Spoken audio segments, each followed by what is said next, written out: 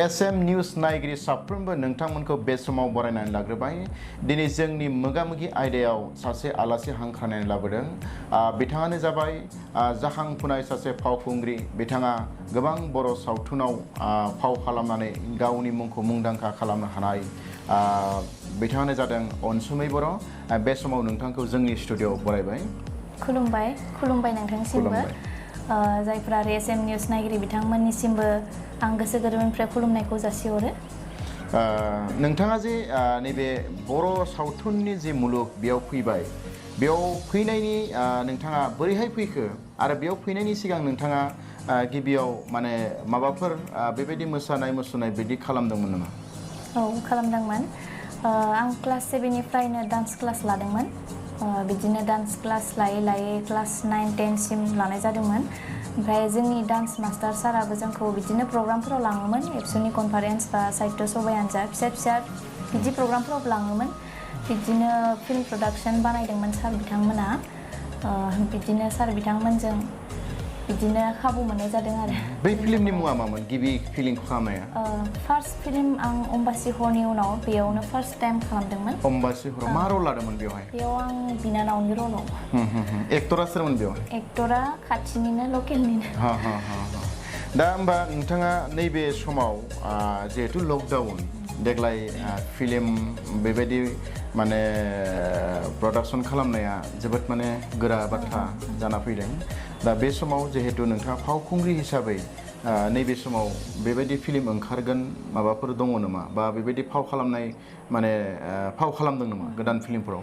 देग्लायथ' फिक्स खालामना दोननाया दंमोन 2-3सोआनो। थेवबो मोननैखौ बानायनाय जादों। बेबो आद्रासो जाना दङ आरो दा माला लाफिनगोन बेनि जेबो रायलायथ'नाय जायाखै। कमप्लिट जायाखै बेयो। आच्छा माने जिहेतु फावखुंग्रि हिसाबै बे बाथ्राखौ हयथ' गोबांनि गेजेरावनो फैयो बियो सोङो बे सोंथिया। नोंथाङा जिहेतु फावखुंग्रि हिसाबै माने सोरनि माने फावखौ नोंथाङा बांसिन मोजां मोनो बा एक्टिंखौ मोजां मोनो? सोर एक्ट्रिसनि माने एक्टर एक्ट्रिसनि फावखौ मोजां होनोब्लाथ' दा जोंनि बर' सावथुन मुलुगाव गोबांखौनो नुनो मोनदों मोजांखौनो। दा रावखौबो जों दा सायख'नो हाथ'नाय नङा। दा गोदान जाखांफुनायबो माखासे दङ। बिसोराबो बिराद माने एक्सपिरियेन्स गोनांखा। मोजांखौनो नुनो मोनदों। दासिम नोंथाङा मा सावथुनाव बेबायदि फाव खालामखो? फिल्मफोरनि मुंखौ बुंनो हागोन ना? दासिम आं गासै 8थासो जाबाय। बेफोरनि मादावनो बाथौ थान्दै, जों गेजेर नङा, सिरनाय बिबारनि मोदोमनाय, बिदाय, बिदिनो गोथै सहर रान्दिनि मोदै। बेबायदि माने सर्ट भिडिअफोर खालामदों मा? सर्ट भिडिअ बानायथ'नाय जायाखै। फुल एलबामफोरथ' बानायदों? ओं एलबाम बानायदों। दा आरो 2-3सो दंबावो। दा रेडि जाबाय थादों आरो बेनि थाखाय। ओरैनो माने फावखुंग्रि हिसाबै नोंथाङा माबायदि रलखौ बांसिन मोजां मोनो? माबायदि माने दा इमसनेल रलावनो बांसिन मोजां मोनो होनना बुंनांगोन आरो। बयबो मोजां मोनखायोबो इमसनेलाव। ओरैनो माने बे नोंथाङा माने फावखुंग्रि हिसाबै माने ओरैनो थानाय समाव माने जायखौ न'आव थायो आजिरि टाइमफोराव माने नोंथाङा मा खालामनानै मोजां मोनो? आं ओरैनो थायोब्लाथ' बांसिन मबाइलखौनो नायनाय जायो आरो। ओमफ्राय हारसिंनो बिदिनो गान खनलाबायो, मोसायोबो, मबाइलफोराव भिडिअ बानायलाबायो। माने इउटुब दङ नामा? इउटुब चेनेल दङ खिन्थु जेबो हगारथ'नाय जायाखै आरो ओरैनो खुलिना दोनथ'यो। आथिखालाव मोनसे जोबोद गिदिर माने सोंथि सिखारदों जे बर'नि एक्टर एक्ट्रिसफोरनि फट'स माने भिडिअस माने भाइरेल जानाय। दा बेवहाय साननैसो सिगाङाव माने नोंथांनिबो मोनसे फट' भाइरेल जानाय नुदोंमोन आरो बे फट'आ जाबाय माने एक्स माने इएम बन्जार दैमारि आरो गणेश कसारि बिथांनि फट'जों माने एडिट खालामनानै बेवहाय माने नोंथांनि फट'खौ माने होनाय माने बिदि नुदोंमोन आरो बेबायदि माने भिडिअ बा फट'सफोर होदों। दा बेनि सायाव नोंथाङा मा बुंनो सानो? जोबोद दुखु नांदों आं। मानो होनोबा बे अशक कुमार मुंनि फेक एकाउन्ट खुलिनानै आंनि लाइफखौ बरबाद खालामनो साननायखौ आं जोबोद दुखु मोनदों। जों जास्ट भिडिअ शुटनि थाखाय फट' शुटसो लानाय जादोंमोन बिथां XEM बनजार दैमारि सारा जोंखौ गावनि प्रडाक्शनाव इनभाइट खालामनायलाय जों टीमजों लोगोसेसो थांदोंमोन आं हारसिंथ' थाङाखै जोबोद दुखु नांदों जेनेबा जोंनि टीमनि मानसियासो फार्स्ट टाइम जोंनि फट'खौ हगारग्रोदोंमोन खिन्थु बे फट'खौ लानानैनो बे XEM गणेश कसारी सारजों मा दरकारमोन जेनेबा बे गाज्रि फट'जों इडिट खालामनानै जरायदेरफाना जोंनि फट'खौ होनो बिराद हामा नांदों बिराद गाज्रि कमेन्टबो फैदों खायसेयाथ' बुजिदों खिन्थु खायसेया आंनि पस्टखौ मोजाङै फरायनानै नायाखै फरायालाबासिनो खायसे बिराद हामा कमेन्ट होदों आरो जायफोरखौ आं बुंनो हाथ'आ आरो दा आं दा बे अशोक कुमार बिथांखौ FIR होना दोननाय जाबाय दा बेखौ आं मालाबाबो हगारा आरो जाहाथे इयुनाव बिदि खामानि रावबो मालाबाबो मावफिना ओरैनो मिन्थिनायाव बे अशोक कुमारा बहानि बेखौ मिन्थिनाय जागोन नामा? बेखौ मिन्थिथ'वाखै बेया फेक एकाउन्टस नालाय बर'आनो जागोन नामा? बर'आनो जागोन बेयो आरो बिनि एकाउन्टआव थांनानै बायदि बर'नि पलिटिक्सनि आरो जोंहाथ' जेबो बेफोरजों सोमोन्दो गैयाना जोंथ' जास्ट भिडिअ शुटनि फट' शुटसो लानो थांनाय जादोंमोन पलिटिक्स गेलेदों ना मा गावसोर एगेन्स्ट जालायबाय था जोंखौ जेनेबा कालचारनि मानसिखौ बिदि गेजेराव लाबोनो गोनांथि गैयामोन आरोना जोंनि आर्टिस्ट एस'सिएशननिफ्रायबो बिराद खावलायहरदों आंखौ FIR होनांगौ बे मानसिखौ हमनांगौ लाइफआव होनांगौ होननानै आं बेखौ मोनोब्लाथ' आं लाइभ भिडिअ बानायनानै हगारखागोन ओरैनो माने फिल्म जगताव फैबाय जिहेतु नङा होमबा दासिमबो माने नोंथाङा फरायगासिनो दङ नामा? दा बर्तमान आं ग्रेजुवेट जाना दङ दा फरायथ'वाखै आरो दोनथ'बाय बेखिनियावनो आच्छा न'खराव सोर दं दा? न'खराव बुंनो थाङोबा जोंहा न'खराव एसे दुखुनांथावानो बाबाया CRPF आवमोन होमबानो डिउटि टाइमावनो जेब्ला क्लास 4मोन बे टाइमावनो बाबाया जोंखौ नागारनानै थाङो ओमफ्राय रुंसारि जायो आइयाबो 2019 अक्ट'बराव जोंखौ नागारनानै थाङो बिदिनो ओमफ्राय दायो आब' आरो आं ओमफ्राय आमाइ बिदि थायो आरो आच्छा होमबा नैबे समाव फाव खालामनाय बा नैबे माने माबायाव माने सोर माने बांसिन माने दा समाव थुलुंगा होयो होमबा जोंहाथ' दा बिमा बिफा रावबो गैलाना ओंखायनो बांसिन जोंनि न'खराव थुलुंगा होयो होमबा जोंहानि आयं बुरै आइनि असे बिब' आयं बोराइ बिसोरनो जोंखौ बिराद थुलुंगा होदों आरो गेजेर ससेयावबो बिराद डिप्रेसनाव गोलैना दंमोन आङो बिमा बिफा गैला माबायदि आवगायबावगोन बा सोरनि थुलुंगा मोनबावगोन थेवबो जोंहानि आयं बुरैया जोंखौ बिराद आंखौ बुजायदोंमोन आरो जेनेबा बिमा बिफा गैया होननानै मालाबाबो फावसायनानै दाथा गाव जा सिमां दङ बेखौ जाफुंसार हो होननानै दा आं आयं बुरैखौ स्पेसियेलि थेंक्स बुंनो सानगोन आं बिथाङा आंखौ बिराद सापर्ट होदों आरो बर' सावथुन मुलुगाव खामानि मावनायाव आयंनि नामखौ लाजागोन नामा? रमा बर' होनो रमा बर' ओमफ्राय आयं बोराइनि नामा महेश चन्द्र बर' मा मावो बिथांमोना? आयं बोराइया जोंहा मास्टार मावो टिचार आयं बोराइया हाउसवाइफ ओरैनो माने नैबे समाव माने न' थायो जिहेतु आरो नोंथांमोना बिब' बिनानाव सानैल' बांसिनै बबे खामानिखौ मावनानै बांसिन गोजोननाय मोनो न'खरनि खामानिखौ न'आव थाबाथ' जेनेबा सानैल' नालाय ओंखाम संनानैनो मोजां मोनो आरो ओंखाम संनानै जानो मा ओंख्रिखौ बांसिन मोजां मोनो जानो? मा ओंख्रि माने दा अनलाखौनो मोजां मोनो माजों अनला? दाउजों अनला बर'नि माने एकदम मुंदांखा माने ओंख्रि दाउ अनला आरो माने डिप्रेसन जि फैयो होनना बुंदों बे डिप्रेसन फैयोबा माने नोंथाङा मा फिल जायो बा माबायदि डिप्रेसनखौ खारहोयो? आं डिप्रेसन जायोब्लाथ' न'खरनि फारसे सानना बिराद डिप्रेसनाव गोग्लैयो आङो बिराद दुखु नाङो जोंहा बिमा बिफा गैया खायसेयाथ' ओरैनो सायावनो जोंखौ गाज्रि नोजोर होयोबो जानो हागौ खिन्थु जों बिदि नङा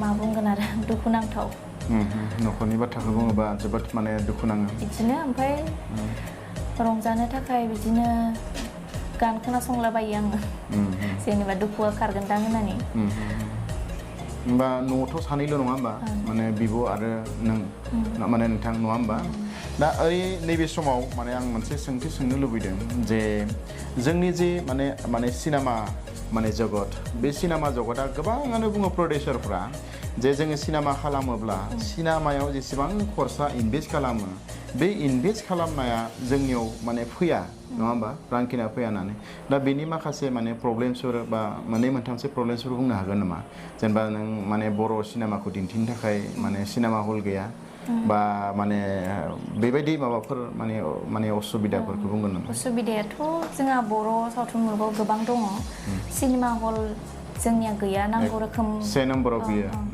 नांगौ बायदि गैया बिराद खस्थ' खालामो जोंनि बर' सावथुन मुलुगनि प्रडिउसारानो जा डिरेक्टरफोरानो जा जेसे हायो जौगाहोनो जोंबो सानो किन्तु खायसे खायसे इउटिउबारफोरा मा खालामो जेनेबा बेसेबा खस्थ'नि गेजेराव गाव 2 नम्बरा बे जागोन बेसेबा खस्थ'नि गेजेराव दिहुनो प्रडिउसारफोरा जों खामानि मावो सान्दुं गोसायाव आर्टिस्टफोराबो बेसे खस्थ' खालामनानै सान हर खामानि मावो बेफोरनि फैसायाथ' फैफिनाना खस्थ' खालामनाय जेनेबा रायजो राजाया मदद होयोब्लासो बा इउटिउबाव नायनानै जि मोनो बा जेनेबा जों पर्दा देखायहैयो सिनेमा हलफोराव देखायहैयो बेफोरनिफ्रायसो जा मोनो बेखिनियाल'सो जायो किन्तु इउटिउबार खायसे दङ बिराद गासैबो नंजोबा साफा सानै दङ आरो साफा सानै दङ माने रिआपलड होफिनो आरो जेनेबा बिदि खालामा आं बयखौबो खावलायो बिराद खस्थ'नि गेजेरजोंसो जों बानायोथ' बिदि जेनेबा मालाबाबो दा खालाम आरो नेक्स्ट आरो 3 नम्बराव मा प्रब्लेम दङ 3 नम्बराव मा होनबावगोन दा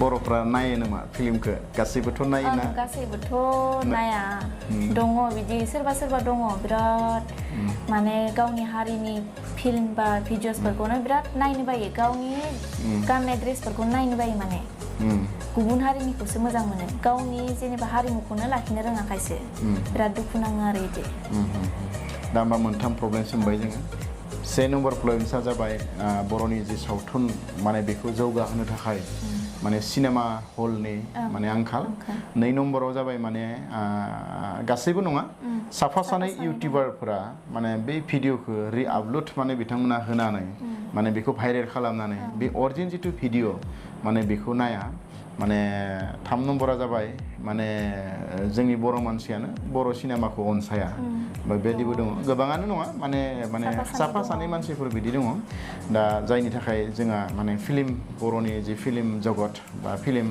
माने बे लाइनाव जोंहा जेरैबायदि जौगानांगौ बिदि जौगायाखै दा माने प्रब्लेम्सफोर माने गोबां फैयो नङा होमबा जोंहा जोंनि जि माने सावथुन मुलुग बे सावथुन मुलुगखौ जौगाहोनो थाखाय बिटिसि सरकारखौ माबायदि हाबा मावजानायखौ नोंथाङा लुबैयो आं बिटिसि सरकारनिफ्राय बेखौनो खावलायोदि जोंनि जाहाथे मोनफा मोनफा फिसा फिसा टाउनानो जा जाहाथे बेफोराव मोनफा मोनफा सिनेमा हल बानायनानै होयो जाहाथे जेबो खस्थ' जाया जेनेबा गामिफोराव बिराद खस्थ' तिरपाल बा पर्दा बिदि देखायहैनायखौ जों नुनो मोनगासिनो बिराद खस्थ' जायो आरो माने अखा हाबाबो बिराद प्रब्लेम फैबाय साउन्डखौ मोजां खोनाला बेयावनो दावराव दावसि जानोसै पिक्चार क्वालिटियाबो मोजां जाया बारा जेनेबा मोजां सिनेमा हल लुना होयोबा मोजां जायो आरो जोंबो बिटिसि सरकारनिफ्राय बेखौनो लुबैयोदि गासैबो आर्टिस्टफोरानो जाहाथे जों एसेबाबो अनसुंथाइ मोनो दा जों बर' सावथुन मुलुगाव खामानि मावदोंब्लाबो जों बिनि रांजोंल' जों सोलिनो हायाखै गोबां बिदिनो खस्थ' जागासिनो बर' सावथुन मुलुगाव खामानि मावब्लाबो गाव एक्सट्रा इनकाम खालामनो हानाय केपासिटि थानाया मोजां आरो नङाबाथ' जोंनि बर' सावथुन मुलुगावल' खामानि मावनानै जों जानो हानाय नङा दासो जौगाबोगासिनो नालाय जोंनि बर' हारिनि सावथुन मुलुगाबो बेनिफ्राय नोंथाङा नैबे सावथुन मुलुगाव जिहेतु फैबाय दा बेनि उनाव सावथुन बे मुलुगखौ लानानै बा बेवहाय नोंथाङा माने इयुनाव माबाफोर थांखिफोर दङ नामा बा गाव माने प्रडाक्सन बेबायदि बानायनायनि बा नङाबा माबा मोनसे बेबायदि इन्डास्ट्रि खालामनायनि माबाफोर बेबायदि थांखि दङ नामा थांखियाथ' आंहा दङ गावनो प्रडाक्सन बानायनायनि किन्तु मा जायो नायनोसै लासै दासो आं जौगागासिनो नालाय लासै मा जायो नायनोसै आरो उनाव दा बे समाव आङो